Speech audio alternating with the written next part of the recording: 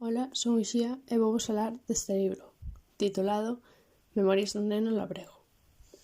O autor deste libro foi Xosé Santiago Neira Vilas. Nado en Gres, Vila de Cruces, o 3 de novembro de 1928 e finado no mesmo lugar o 27 de novembro de 2015.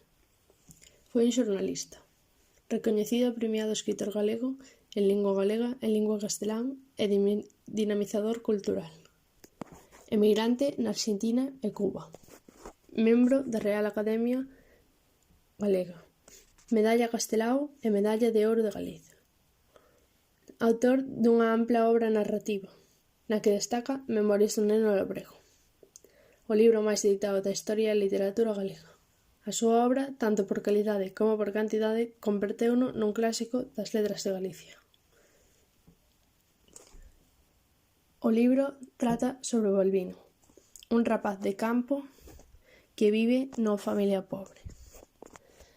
Balbino vainos contando varias historias que lle acontecen e como se apaña para resolvelas.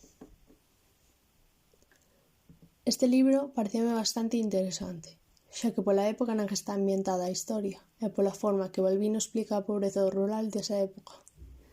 Tamén me gusta que o rapaz escribe todo, xa que é un amante da escritura e a el gustaríalle ser escritor de maior. Creo que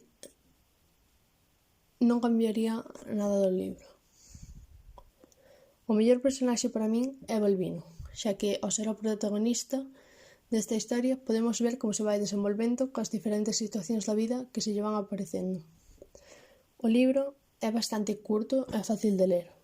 O vocabulario ten algunhas palabras raras, pero se segues lendo, enténdese ben polo contexto. Espero que vos gustara, e se queredes saber de que vai a historia, tedes que ler.